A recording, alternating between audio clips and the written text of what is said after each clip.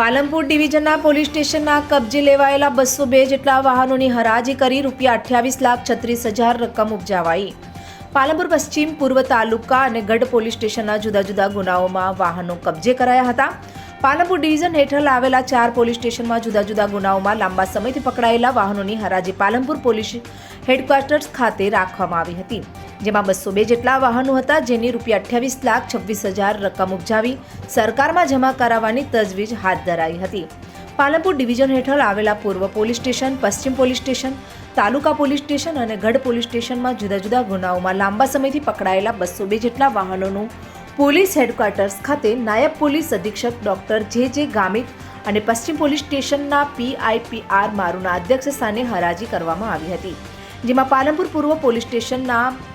62 vehicle, પશ્ચિમ police સ્ટેશનના 78, તાલુકા police સ્ટેશનના 52 અને વ્હીકલ તેમજ ગઢ પોલીસ સ્ટેશનના 5 વ્હીકલ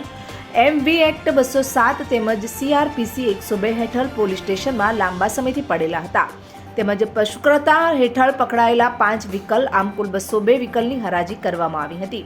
જેમાં 105 જેટલા વેપારીઓએ આ હરાજીમાં ભાગ લીધો હતો, જેમાં કુલ 202 વિકલ્પોના ₹28,36,000 જેટલી રકમ ઉપજી હતી, જે સરકારમાં નિયમ અનુસાર જમા કરાવવામાં આવશે।